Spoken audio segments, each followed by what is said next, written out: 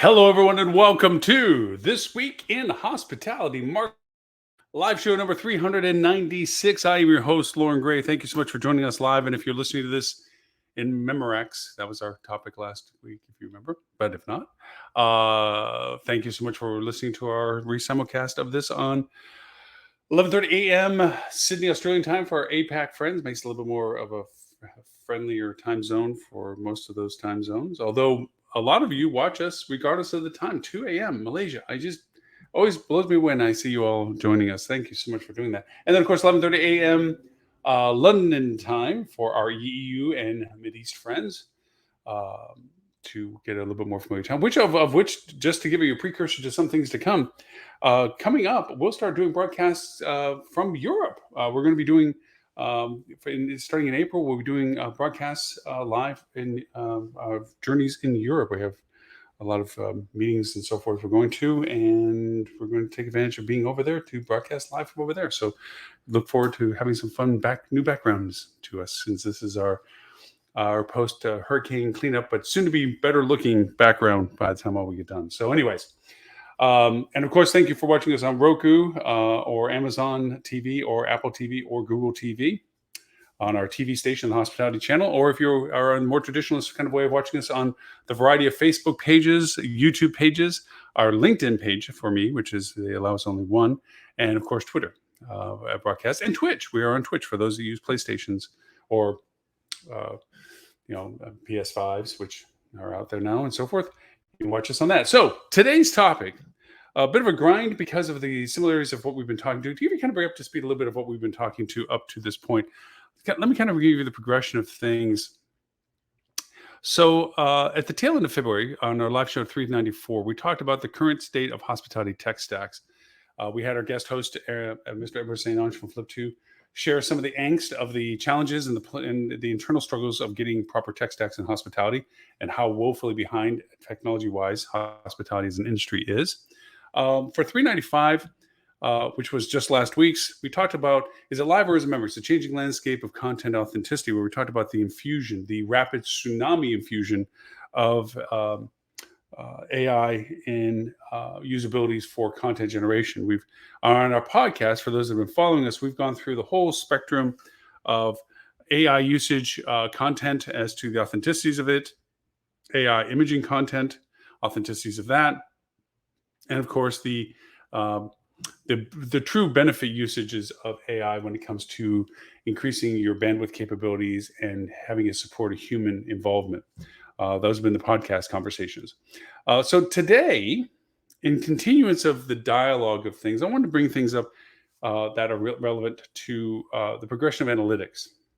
And you'll hear me talk about timelines that we are very much facing right now. So our topic today is asking the right questions, the forever changing landscape of analytics. Now, I bring this up in this context for a couple of reasons.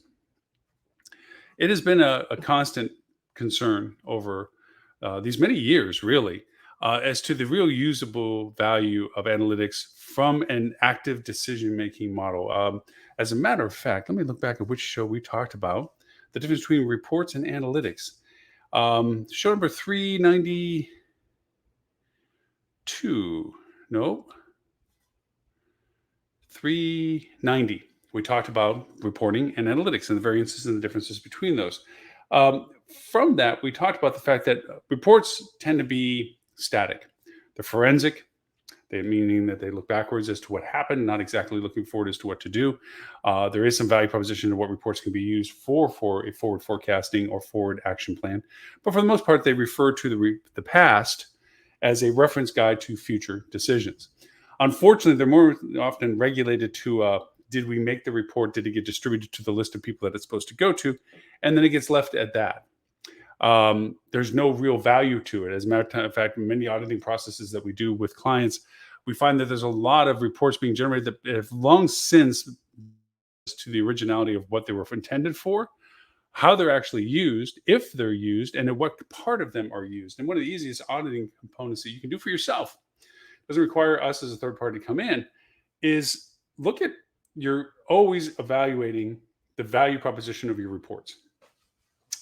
Are we using it? How is it being used? who is using it and what in particular is being used. If you were to ask somebody that receives a report, one is that they want to continue to receive a report because the FOMO aspect of fear of missing out. If I don't get the report, then I don't know what is on it, so I can't contribute to that. So my value proposition diminishes. My little sandbox gets smaller. I lose a little bit of sand. So they'll always say that they want the report. But if you ask them, do you use it? The default will be, of course I do. I always look at it. Great. Then ask the next question. What do you look at? And they might point out something. They might actually look at it. They might look at certain things of it, which is what you're trying to find out. You're not trying to challenge them as to lying. You're trying to challenge them as to the value proposition of the report. What do you look on the report? Great. What does that mean to you? Tell me the interpretation of that number.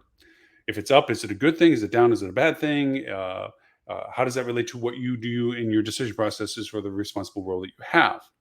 That's when things begin to unravel, because sometimes people will make up what they do about it. But then when you press them as to how did that affect a decision, it begins to fall apart as to it really didn't. It's an awareness, but it's not a function.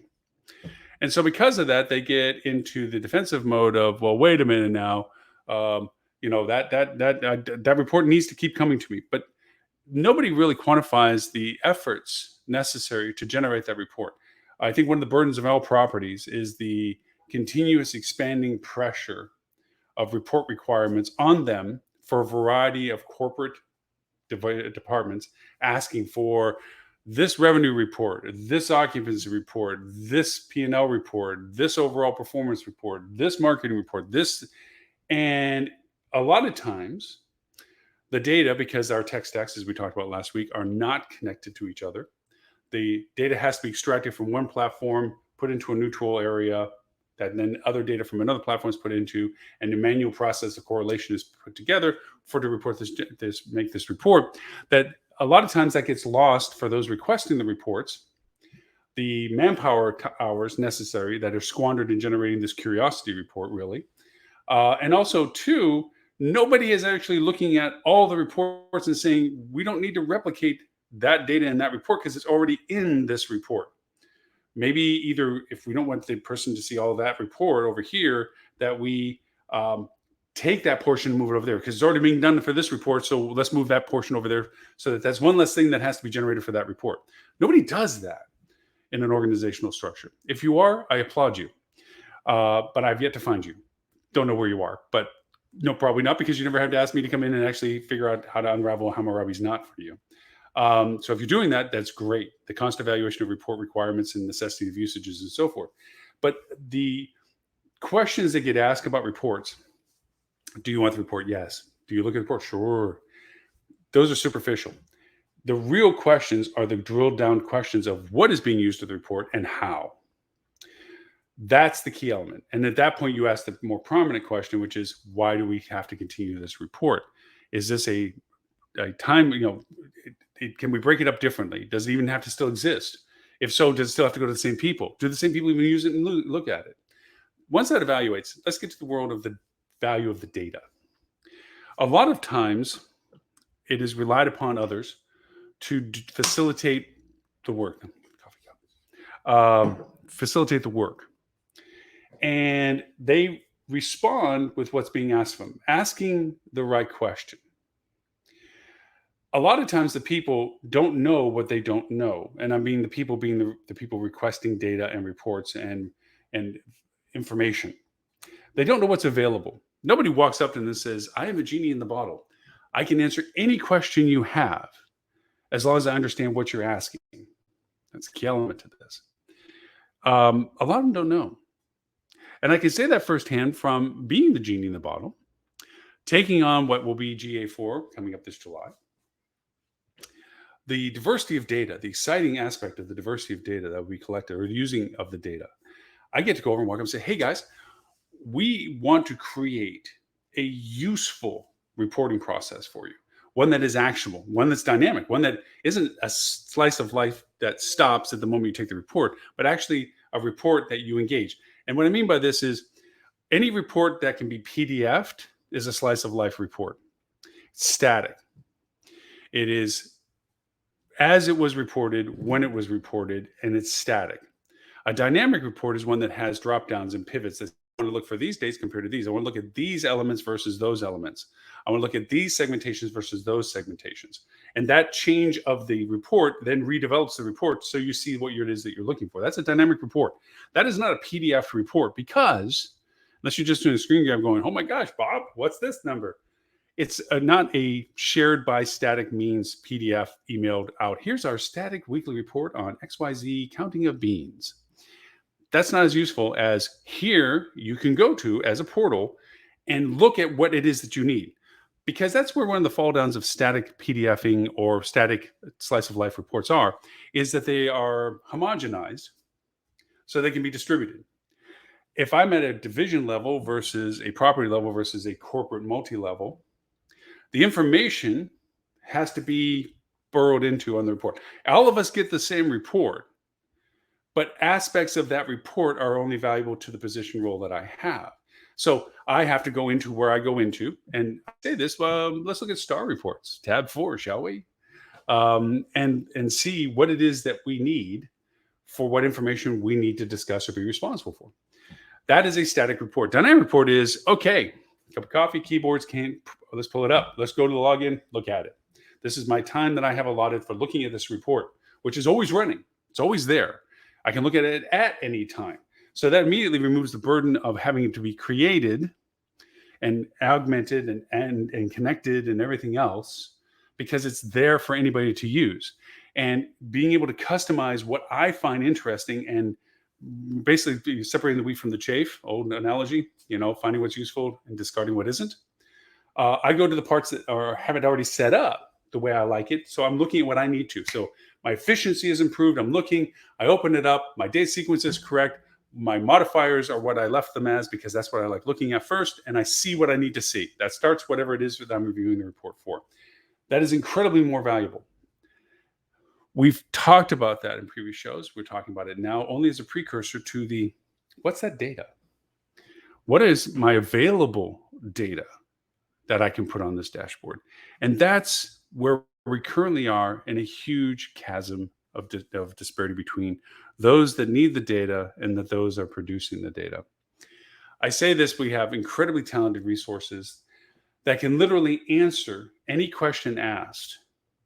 The probability, possibility, the collectivity of it, the presentation of it, the correlation of it. They can literally do that, but they don't know what the value of the data is, because their expertise is in the data collection and reporting and not the data usage and interpretation. So because of that, you have the ability to go over and ask what data is that you want. The data that you want is something that you need to understand what you're available to ask for. Genie in the bottle. Let's give you some examples. People that look at their site traffic, that they look at what's called vanity metrics. How many people came to the website? How many people come to the website each day? How many people of those are new visitors? How many people of those clicked on a page? How many people of those bought something? How many people looked at our ads? How many people bought something from our ads? How many people went through our social platform or whatever? These are generic vanity perspectives. And I say vanity because ask yourself, what's the action item for answering any of those questions? How many people came through our social? Organic or paid? Okay, let's divide that. How many people came through our paid social? Okay. Gives us a number. What are you going to do with a number? Is it a good number? Is it bad? Well, it's a good number if it's bigger than the number you're comparing it against. Is that period over period or year over year? Is it in comparison to other channels? Did you deplete traffic from other channels and increase it in social? What action items comes from that? From a marketer, I want to know why I had channel shift. Why is my social doing better than, say, for instance, my organic traffic to the website? But what did we do in social that caused that variance to occur? Is it the content of the post? If so, which post? And what was the content of that post? And what are the variables about that post? Was it we picked a different time of day? Did we pick a particular day differently? How do we compare to our comp set? Were we saying something that our comp set wasn't doing, or were we saying something that our comp set was doing and we just shared in the traffic? That is usable interpretation of that number. Action. What does this number mean? Boom, boom. Oftentimes, the higher in the food chain you go in an organization, the less relevant those questions come because they're really looking at somebody else to answer those questions. I noticed our social, we spent 1,000 and our ROI went down from 10 to 1 to 7 to 1. Something's wrong in Tiny Town. Why? And the biggest answer you have to give to them is to abate their concern that they're spending money less efficiently. That's their only concern. They don't really want to care unless they feel obligated that they are going to be responsible for an answer. The granular how the sausage was made as to why those happened. Also, too, in reverse, not that the person at a higher food chain level is always looking for problems, but that is their primary objective, is when things are going well and they want to share in the wealth of being a participant in that, um, giving them the answers as to why there was a strong success to what they were doing. Like, why did our social go up? What can we take credit for that we're doing better? And I'm not saying them being selfishly, although that usually works out, but just in general, how are we as a business doing better because this number is coming up? What is the explanation of this? That's good use of vanity numbers, but that's surface level. This is responsive interpretation. You're still forensically looking at something. You're looking at data that has happened, change the metrics of why it happened that way, and then going back and interpreting the causation and effects of those, if even you get that far. And I'm thinking that from head nods and comments of some people that that most questions don't even go that far. It's really just a number that's acknowledged, and somebody whack-a-moles is like, why is this a problem or why is this good? And that's about as far as it gets. There's no interpretive action to it. For that reason, you need to ask more about what other data is available. In the transition right now between GA3, Google Analytics currently, Universal Analytics is more familiar name to it, and what GA4, Google Analytics version 4 will be starting rolling out in July, is a huge inversion to the question model. Let me try to explain. We've had this discussion before when we were talking about GA4 rollouts. We did this just before the change of the year and so forth. Now it's becoming very acritical.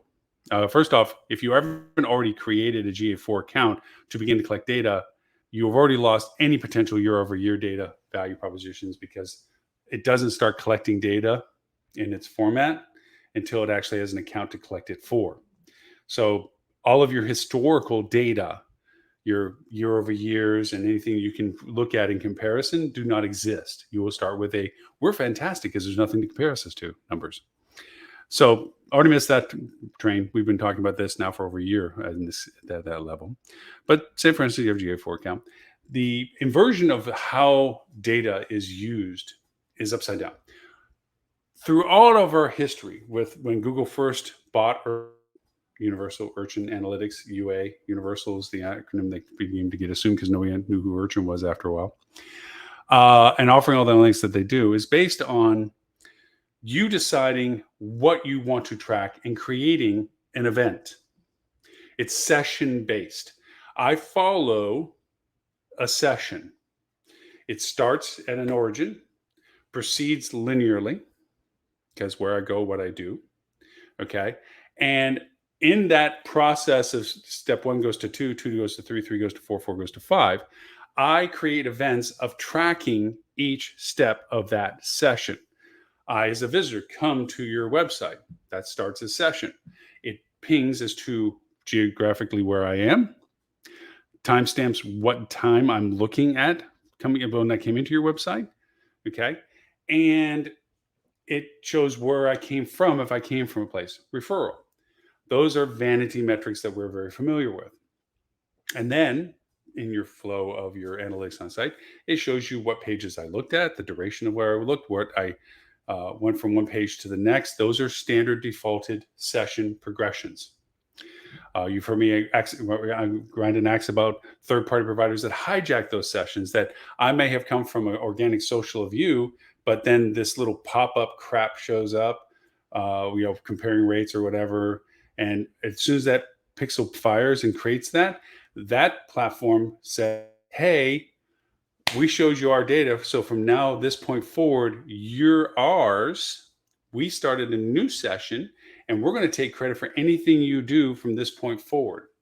As I used to say, and a few different of mine, Stuart Butler says, attribution theft is real. That happens persistently. And then they beat their chest and tell you how amazing they have helped and improved your business, um, by all these things that they're now taking credit for, that they only interceded and hijacked it and said that it was now them and not whatever else that brought you to people to your website. And if you really looked at the metrics, you realize that your revenue is going down by the extra fees you're paying them, but it really didn't go up because of them. Sorry, that's my grind for the day. Regardless of this, session-based tracking, universal analytics currently. What you had to do was then decide what you wanted to track. And that was called an event. I want to track if they click this button, whether it be the book now button, whether it be the more information button, whatever it is. As an example, there's multiple ways to make events, but I want to track an event. Great. When they do this, what do you want to say about it? And that's your goal. I want to say that engine, that traffic, I want to measure at a value proposition that says, for 1,000 people to visit my website, 100 people book something and they generate this X amount of dollars. So if I want to set a goal that says every person is worth 1/100th of this dollar amount, then that's a goal. It's not the best goal, believe me. That's artificial, and agencies do that. Another axe to grind. Agencies will artificially create numbers to show their implied value metrics. Full of holes. Tell I shoot at people a lot. Anyways, that's how it works. Sessions are linear, progressive. Events are defined, goal. Okay. And sessions can be hijacked. Then we have attribution problems. We got taken away a long time ago, keywords and so forth. We were given attribution strings. The attribution string is the progression that Google tells you was the most successful production of engagement with your website. It'll say, if it's not been hijacked by somebody, even if it is, it'll still show it in there, that of them, not where it originally came from, that says, hey, these people went to your website, then they went to your social, they came from social, then they hit a paid campaign, they came back to your website, and they eventually went to your book engine. That's an attribution string, and they give you an attribution number, and they rank it from the best ones down to the least ones. Problem is, the attribution mostly is associated with what's called last click attribution. What was the last thing they did before they whenever bought something from you? And that the last click attribution has been tremendously exploited by the people that take credit for it. And look at us, which is where these third parties come in. They hijack your session. The person purchases something. They say they did it. Nope. They hijacked it, took credit for it. With that comes a problem. Well, what about all the other things that were touched? Well, then we've all come up with some hybrid variations. Google started offering variations as to how you want to interpret the data. My favorites are frequency and time decay. What do I mean by both of those? Frequency is if they went back and forth to my social several times in the process of them purchasing, I want to assign good value to my social campaign as being a strong contributor to that conversion. They went to my social enough a few times frequency wise. So because of that, I have more of a value proposition what I'm doing on social. Time decay. Well, maybe they hit social very early on and they didn't hit it again for a long period of time. So that value proposition really went down. They were doing other things. They were going to my website. They were going to my paid ads. They were doing other stuff. So that social, however valuable at the beginning, slowly diminishes its value because it was never used again. Okay. So that means its contribution to the attribution of that is lesser because it didn't happen over as much towards the end over time. I like putting the two together, really. The idea for why we even ask those questions is to know where to spend money. If a platform, if social is doing well for us, but it's not a direct channel, meaning it's not the last click, it's not the place that they came from to go buy something, we tend to discount it. How many arguments have you had about social media where you're defending the budget and was like, well, I look at this and we're not getting a very good ROI and we're spending this much money, but it's not showing that it's generating that much money. And I talk about the electric guitar theory. The electric guitar sounds terrible until you plug in an amplifier. The amplifier is social media. It amplifies what you're doing by doing it, by plugging it in. So you want that attribution value. Well, here's a switch. We've been talking about using universal analytics in our definitions of all this. This is how things are currently going on right now. GA4 is the inversion of that. It's not about tracking single session, following me through a progression. It's about tracking everything and then defining me. What do I mean by this? I mean that all of the buttons that get touched are tracked. All of the things that happen get tracked. It's defining what you're wanting to know about in connection to what else you want to know about. And these are called dimensions, data dimensions, that create the insights. This is where we get to the juxtaposition of our topic today, asking the right questions. The people that need the data don't know this. They don't know the change of this. If they are fluent in what we just talked about with universal analytics, I want to track people hitting our booking engine on our accommodations page. Okay, that's tracking sessions. I'm going to track people that come to our website when they go to the accommodations page and hit our book now button. That is my event and my goal track, and that will create a report for me in the sense of this is the result of your tracking of these people. These many people went to your accommodations page and hit this book now button. Okay, hopefully for a good reason you're tracking that. And of course, if you have e-com funnel tracking, which if you are with a brand, sorry, you don't, then you can find out how much of that traffic generated what money, because then your tracking is in the e-com funnel, okay, where you're tracking the high and here's the rates and this and confirmation pages, and it takes the revenue off of it and says, okay, through this event goal that you've tracked, accommodations page, book engine, this is the dollars that generated from that button. People going to the accommodation page, hitting that button, this is how much money there is. That's the world that exists now. And that's the world that, for those even fluent in knowing this, ask the question. So how are we doing for our web development, our web capabilities? Which pages are producing the most revenue? That's where these questions come from. Okay. GA4 is about, wow, we hadn't, oh, by the way, with the sessions and doing that, as soon as you set it up, that's when you start tracking that data. So if you wanted to currently right now know the history of people going to the accommodations page and hitting the book now button, how much revenue they generated, you wouldn't, because it only starts from once you create it. GA4 data dimensions. This stuff is already tracking. And then you have a amazing brain thought. Go, oh, I got an idea. Let's track how many people, what kind of money we're making off of the book now button off the accommodations page. Let's look at all of the book now buttons on all of our different pages and see which page is producing the most revenue if we wanted to know what each ones we're doing. Right now, you'd have to set up event goals for all of those. Okay, go through wherever the book now button is and create event goal combinations for all those. So I got a hair that keeps going by. In GA4 coming up, which you can start right now, but July, you're going to be having to use GA4. You can go over and say, wait a minute, this would be an interesting thing. Let's go and look and ask, hey, all these book now buttons, which page is producing what revenue? And GA4 can immediately give you all the data it knows, not just from that moment forward, but it can go backwards immediately and tell you this is historically what's been going on. And you can segment it out to, your time frames, platforms, devices, your contribution channels, all that kind of stuff. You can get more and more specific. A lot of people don't know to ask this question or any questions like this. They don't realize that this is the fundamental change in how analytics are going to be moving forward. Matter of fact, most of them don't even know that come this July, their universal analytics goes dark. At first, it was just they weren't going to support universal analytics. But if you have had any access to your GA accounts, you see this huge banner on the top. If you haven't had GA4 already configured to it, this account will go dormant as of July. Your data will get lost. You need a GA4 account. Click here for us, and we'll create a GA4 account for you. Should you not have created one? First off, don't do that because their base platform painfully remiss in tracking anything of value. It will put you back even farther worse because it's not going to track anything. And if you had any events and goals set up, those don't transfer over. They're not in the same modality. Sessions versus data dimensions don't match. So if you think, well, that's no problem, they're just going to move over everything I'm doing in universal analytics to GA4. No, they're not. It's just going to turn GA4 with a certain standard triggers, traffic, where they come from, the typical stuff that defaults and starts. So it's not going to do you any good. And you have to still go in funnel and create all the tracking that you need to do all this. So you need your GA4 set up correctly now, and you definitely need it by July.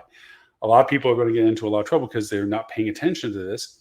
And then one day they're going to go log in because they have to, and they're going to find out that the world's changed. But the key element to our discussion today is the fundamental shift in asking the right questions of your data. The ability to track data and define what you want tracked in data is amazing. So I want to give you two primary examples of GA4's transition. One I've already given you about reports. Reports can instantaneously be thrown back historically for all the times you have data. Keep in mind a couple of things that if you're used to universal analytics, that it's there back as many years as you've started tracking, that's great. That isn't how the world's going to work next forward. Because everything is now being tracked all at once, the data is exponentially larger than what Google has been tracking for you before. Reason you get 14 months of data and then it just starts falling off, first in, first out. So anything older than 14 months drops off. So you'll be able to look, if you have already started one, at least by this time last year over year data. But 2 months from now, you'll lose February. And so it'll progress. So you have to set up your own storage, which at first there's a free amount with Google's version of storage called BigQuery. And eventually you'll have to start paying for each terabyte, usually around $5 a terabyte for data, so you can have longer history for yourself. I would recommend, just in general for now, plan on storing, depending upon how much data you're collecting from the volume of traffic, it's all correlated to the amount of traffic your website is generating, that you would want at least 3 years worth of historical data. Why do I say that? From a marketing perspective, I want to do average weighted mean value propositions. Everybody looks at over year and year, and they just take one period of time and compare those numbers to your numbers. And they're artificially, it's a black and white contrast where you need depth of tone. You need to have, especially with our history of business, 2020 was a shutdown, 2021 was a lockdown, 2022 was a tsunami wave business cycle, and 2023 hopefully is a more standardized business cycle process with the changes that have been inflicted on us for the past 3 years, 2 years, 3-ish. So I would want to distribute our data collection to linger for 3 years, because if you're just now starting it, you're going to want more than just year over year data. You're going to want year over year data. And to have good statistical relevance of the confidence factors that you're using the data for, year to year data would be useful. So my recommendation is that. So for BigQuery, paying for that additional data storage to retain that kind of level of data amount is there. So going back to the reporting process, I have a question. Hey, I never thought of this, but what if we tracked this to this to this to this? What would that tell us? Does that give us our answer to the question we should be asking? And now with GA4, you can literally hit the report and boom, you have contrast of data historically going back to see basically an answer to your question from all of the data it has accumulated up to that point and moving forward, which is brilliant. GA4 didn't do that. Now, for the other incredible aspect of GA4 is custom audiences. And that's one thing that has never really been fully utilized in universal analytics. And I strongly recommend this is one of the carryovers of things that you should already be doing. And I'll explain some examples of how good this can be for you. Custom audiences are saying, hey, I want to keep track of people that did this, went to our booking engine, but didn't buy for the past 30 days. Because I want that audience, because I want to take that audience and use it as a custom audience. Remember, this isn't sending them emails. This isn't knowing them as an individual. This is just their usage in relationship to you and defining them as a category that Google knows who they are in that sense to use them for your marketing. But then you want to use that custom audience in your marketing campaigns. In particular, of that example would be for your retargeting. If somebody looked at you in 30 days and, maybe you wanted them, people that looked at your accommodations page, looked at your events page, and then went to your booking engine, but didn't book for the past 30 days, then I would say, okay, let's put them in a retargeting program to show up more often with things that are happening, because you can also track the dates that they're looking for, maybe feature things that are incentives of why they might have been looking for you, and have a retargeting campaign that says, hey, don't miss out. Our rates are about to go up, or we're offering a special 10% more for the next, whatever the windows are. And you get the retargeting, so you're improving their conversion value. Those custom audience creations are profoundly powerful. It goes from doing your standard happy-go-lucky, whoever shows up, hopefully 1.8%, 2.2% of those people actually buy something, maybe 3% if you're really good, okay, from my website, to 8, 9, 11% conversions, because you're now talking to people that have already been specifically interested in something that you've defined, and you're sharing better data with them in your advertisement. You're incentivizing them, you're value propositioning them, you're clarifying them, you're giving them more content relevancy. All marketing successful. So I should do it this way. When I drink coffee, I drink hospitality marketing coffee. Anyways, so thank you. I should be in coffee with you. All right. So I love coffee. With that, reports or custom audiences work the same.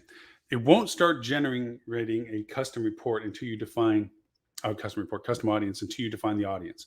So for those, the sooner you start building an audience, the sooner you start collecting the data to a critical statistical level that Google can use for you to use in your marketing. You just can't do it on a party of 10. That creates an isolation capability, and that creates identifying capability, which is creating a data security issue. So you need thousands, okay, a couple thousands usually, in audience build to begin to use it as a marketing campaign that Google does say, hey, sorry, this audience isn't big enough to use yet. And then from that, you need to slice them up into geographies and other filterable variables in your ads. The key element to it is that it was created for the fact that these people hit your site, didn't buy something past 30 days. That means they're already interested enough to have looked at you to that level. You should go back and collect with them. That custom audience value is there. We do that in meta search all the time. Dean Schmidt, my compatriot in crime when it comes to meta search, one of them, he's the one that came up with that custom audience. We use it consistently. The conversion value of it in meta search is massive in comparison. So anyways, that is standard 2, that GA4 will give you that ability. You define a custom audience, moving forward, it'll develop the custom audience for, but reportings can happen at any time and go backwards as far as you have data. The other aspect of this is that there's so much data that you can choose from at this point.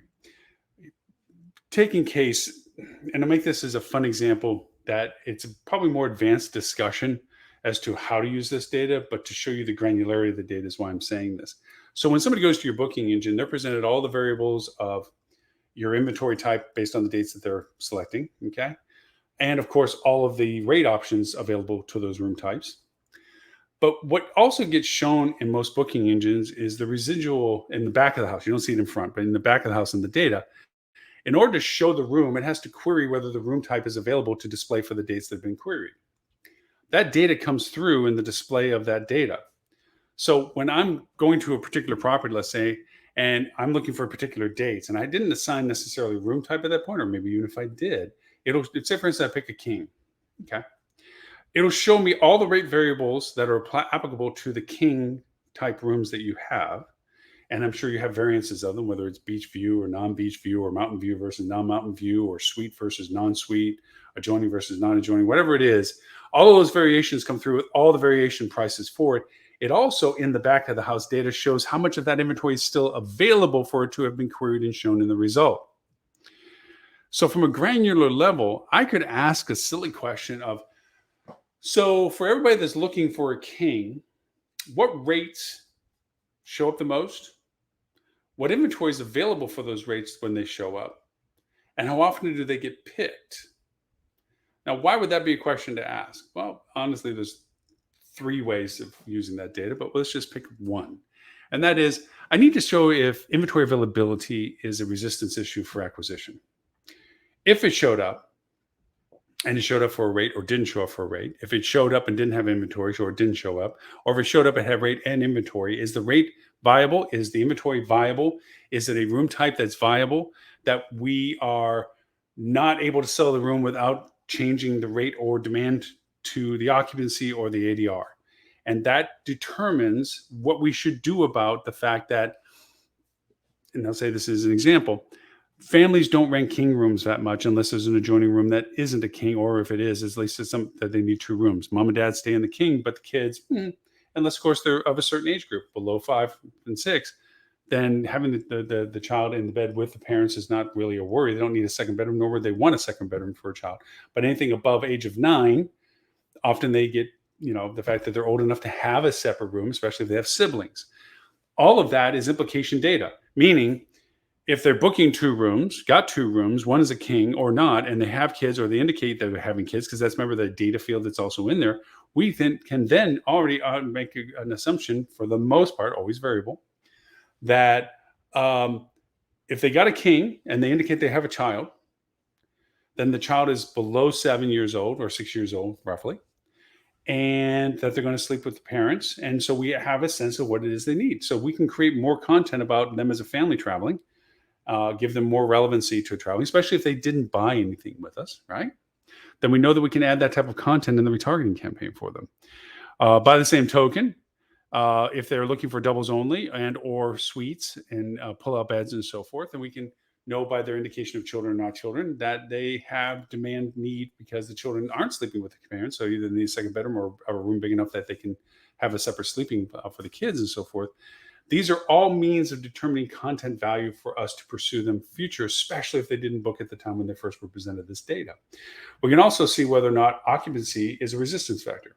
But rate is occupancy is a resistance factor, and see what it is they're looking for, and also correlate that to any event of particularity to the dates that they were looking for, because usually you frame out your dates to, if you're going there for a reason, what you're looking for to go to.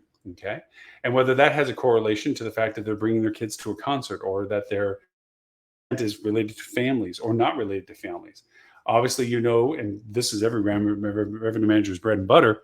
If I have an adult event, my kings are going to be probably the higher demand room type, because they're not bringing kids and it's an adult event, and they're probably the first selection of choice that those people want. If they're doing doubles, you're looking at multi-occupancy. If they're looking at any room available, then they're looking at the rate availability. So they're rate tolerant. If you're at an 80% occupancy or 85% occupancy and you're beginning to have high rate yield, it's not the rate that's the driver. It might be the inventory type. If your doubles or your kings aren't showing up corresponding to the type of demographics you have coming in, then it's an inventory issue. How can you solidify that? Do you have to feature your doubles because you don't have kings? How do you equate that for people that are traveling for the event and so forth? This is the strategy of marketing with revenue managers. If this sounds like a lot of rambling, my apologies, because this is a rather granular conversation about data that most people don't know exist, and certainly not existed in a way of formatting that can be put into a report board for evaluation. What's the correlation factors of these? Is there a correlation at all, a causation correlation between the data that we're collecting and the resultants that we're looking for? It's one thing to see, it's another thing to imply, it's another thing to validate, and it's another to validate by confidence. Confidence meaning that most likely this variable does influence this variable at this level of confidence. And what I mean by confidence is the probability of something happening. Very few things are certain in the world, and we can always go through the analogies of what those are. Most everything else has a degree of confidence. When you start creating math, you have the probability factor of what the effects are. Those probability factors are determined based on the correlation values that are represented. If it gets cloudy, there's a high confidence that can rain. Not always. Maybe it snows. Maybe it doesn't rain at all.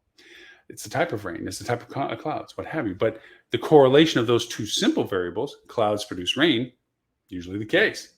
It's not perfect and it's not 100%, but the high correlation exists there.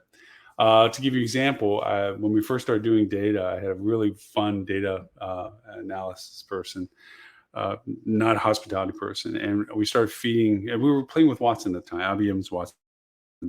That AI was impressive. And we're feeding data into it, and he comes running in, telling me, Loren, I found my first high confidence correlation, 95% correlation. I'm like, wow, that's means it's almost certainty, really.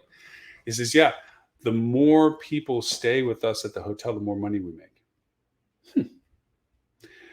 Yeah, thank you. We call that Captain Obvious now, but yes, back at the time, because he didn't really see what he was looking at, which was, yes, of course, length of stay means they have to pay for more nights. So obviously the correlation of somebody staying more nights with us means we're making more money with them. That kind of matter of fact correlation, it wasn't 100% because that's not always the case. They could be comps, there could be other things. So there's always a variation to it. But when you start getting into the 90 percentile of correlation confidence, the likelihood is it's more likely than not they cause and effect relationship. But this is how you look at data. And the fact that we're going to have all these variables of how to ask the right question for data is impressively exciting, because now it's about what to ask. I don't know if you're iRobot, the movie with Will Smith in it, where he had the little disc hologram from the professor that, and he could ask questions, but he had to ask the right question. And that's what you're faced with, is that you can ask questions and you'll get the very much factual answer.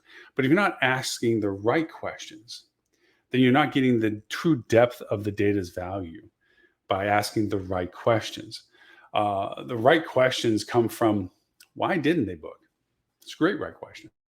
How do you answer it? Well, let's look at a particular frame of time or frame of reference. Doesn't even have to be time, but frame of reference as to who did book and who didn't.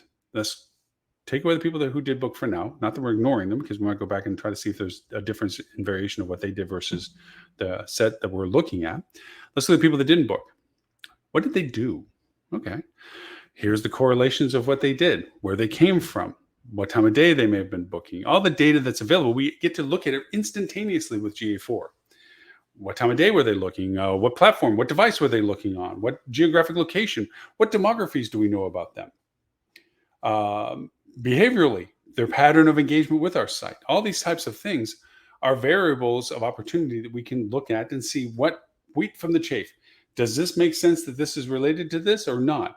It's not that it's unrelated completely, because it's a factor of data that we have, but how much weight relevance is on there has to be determined as to whether it's included in the decision. Paralysis of analysis. Don't want to get to where you're having too many variables that you can't figure out the correlations that are having the greatest impact. You have to deterministically create thresholds, force rankings that say these are irrelevant for the purpose of what we're looking for. These are low relevancy for the purpose we're looking for. These are moderate relevancy, high relevancy, and then factuals. Factuals being the most correlated ones that we have. Once we get to the correlations, we start looking at the variance. We start from the top down. Once we've determined the highest level of correlations, we then go to the relevancies below to see how much of those little things impacted. Case in point, in creating custom audiences for a membership group, for a very high-end prestige club years ago, we were tasked with the ability of creating a summertime membership program that was not cheap. It was, tens of thousands of dollars to join. It was thousands of dollars a month in commitment of spend. So this was for the high affluence income people that could afford this, that would take advantage of it, what have you. It was located in Florida. And, the first thoughts that come to your head about how we're going to improve a high-end membership to a exclusive club for a 3-month period is, what other clubs are we looking at? Let's go see if we can ride their terms. Well, that doesn't work, because it's very expensive to be somebody that you're not using their keywords, and of course it's also highly offensive and something they can do a cease and desist and saying you can't use our keywords of our name or anything because you're not us and you're infringing our trademark. So you look at the words that they're using, you pattern, but you're already using them. You're already having those membership club keywords and things and terms and so forth. So now you're into the demographics of people. Well, at that caliber, what kind of cars did they drive? Mercedes-Benz, Bentleys, Maseratis, whatever. What other things would they be doing as a people of that level? Well, they go to other clubs. Okay, yeah, we knew that part. They follow other things. Do they have private jets? Do they fly private jets? What kind of private jets? It turns out that for this private summertime club, which was mainly golf and spa and beach and so forth, that people that flew in G4s, not G5s or G3s, because there was a particular brand variance of G4, that drove Mercedes-Benz SLs of a high level, I think it was whatever it was, in the Atlanta area, that went to tennis tournaments, were our most productive audience. That's pretty granular. And it's a small group, but that group sustained the campaign to hit our goal for who we were looking for memberships for summer. We only needed 100 of them. So that ability to grind into the data and find those correlations is a lot of how you set up ad campaigns. Even you start with a variety of ad campaigns, a variety of filtered sets to see what variations work and don't work. You cut the chaff away, meaning the ones that are staying below your threshold of KPIs, and then reinvest those monies saved from it into the larger pool of ones that are being successful. See if it amplifies their revenue development. Cut those out that fall below that threshold, so you're left with a crucible amount of ad campaigns that are targeted to the people most resonant to your messaging, and that are yielding the best KPI for you. That's what you do in ad campaigns. You do the same in your data decisions. Let's look at the entire data. Let's correlate that to what we think is related to each other with high confidence down to low confidence.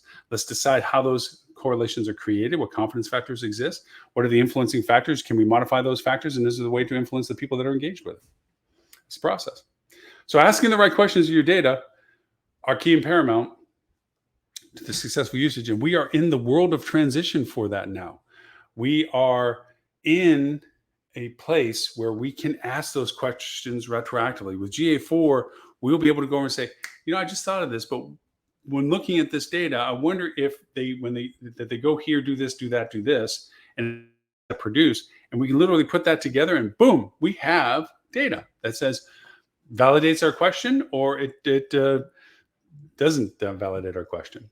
So it's a critical time now for the people that are in the decision mode to know that there's an expansion of questions to ask, the right questions to ask, that the data availability is there. It is on all of us as vendors, third-party people, internal people handling the analytics and the data to know that we are tasked with making sure those people are aware of what they now have available to them so that they can think from their perspective what they need to know. Just like my data person that works with me is like, they can make any of this work, but why are you asking the question? You have to have the idea of what you want the answer of to ask the right question to know the modality to get to that point. It's a key element to this. So again, our topic today is asking the right questions, the forever changing landscape of analytics. The sad part is that we are in a point where people have been kind of down to simplicities and have lost touch with what the data could provide them, and that needs to change. So for that, we will be going into a little bit more on data reporting, platform for reporting in our podcast today. As always, we try to keep it symbiotic to our live show. We'll go through some of the tools that we use for the creation of reporting and the usabilities of it. For those unfamiliar with Google Data Studio is now called Looker. I had that conversation a few weeks ago. Again and again, I still get used to calling it that, which is a very easy tool to use with Google's data acquisition. Obviously, because they build everything together, this works with what they've built. There are other BI tools that are out there that are more robust into the variations of data that they can collect and accumulate and so forth.